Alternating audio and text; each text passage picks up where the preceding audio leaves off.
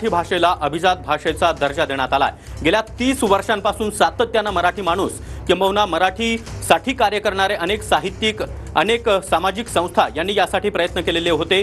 गेल्या 10 वर्षांपासून त्याचबरोबर मागच्या देखील सरकारांनी यासाठी सातत्याने पाठपुरावा केलेला होता। खास करून देवेंद्र फडणवीस हे मुख्यमंत्री असताना आणि आता एकनाथ शिंदे यांच्या मुख्यमंत्री पदाच्या कार्यकाळात, तत्पूर्वी गेल्या 2.5 वर्षापूर्वी उद्धव ठाकरे जेव्हा मुख्यमंत्री होते त्या दरम्यान देखील मराठी भाषेला अभिजात भाषेचा दर्जा द्यावा यासाठी केंद्र सरकारकडे सातत्याने प्रयत्न सुरू होते। सातत्याने मराठी भाषेतील अनेक ग्रंथ त्याचबरोबर वाङ्मय यांचा दाखला हा केंद्र सरकारकडे दिला जात होता आणि त्याचाच उल्लेख कुठेतरी देवेंद्र फडणवीस यांनी आपल्या ट्विटमध्ये देखील केलेला आहे। त्यामध्ये त्यांनी म्हटलंय की लीळाचरित्र, ज्ञानेश्वरी, विवेक सिंधू अशा अनेक ग्रंथांचा आधार घेत मराठी भाषा ही अभिजातच आहे हे सिद्ध करण्यासाठी अनेक थोरा मोठ्यांचे, अभ्यासकांचे यासाठी हातभार लागले। मी त्यांचा अत्यंत आभारी आहे असं देवेंद्र फडणवीस यांनी आपल्या ट्विटमध्ये म्हटलंय। त्यामुळे मराठी भाषेसाठी हा अत्यंत मोठा असा निर्णय आहे। मराठी भाषा आता केवळ महाराष्ट्रापुरती मर्यादित राहणार नाही, ती केंद्रीय पातळीवर देखील मोठी होईल। यासाठी केंद्र सरकार आणि राज्य सरकार प्रयत्न करेल।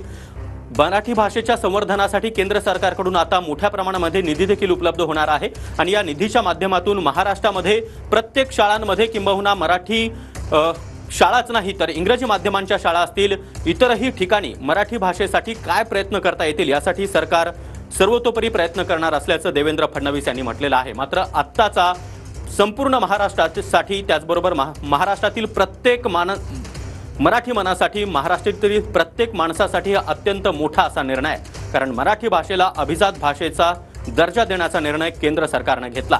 केंद्रीय मंत्रिमंडळाच्या बैठकीमध्ये हा निर्णय घेण्यात आलेला आहे। मराठी सोबतच पाली, बंगाली, आसामी, प्राकृत या भाषांना देखील अभिजात भाषेचा दर्जा देण्यात आलेला आहे।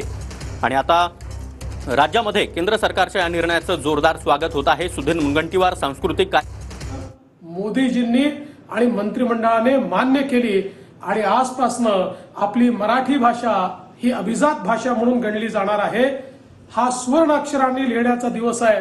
पंतप्रधान मोदीजी आपले खूप खूप धन्यवाद। महाराष्ट्र सरकारने मी मुख्यमंत्री असताना आणि आता देखील माननीय एकनाथराव शिंदेजींच्या नेतृत्वात सातत्याने पाठपुरावा केला, प्रयत्न केला, पुरावे दिले आणि आज हे सगळे पुरावे मान्य होत मराठी भाषा ही अभिजात भाषा झाली आहे।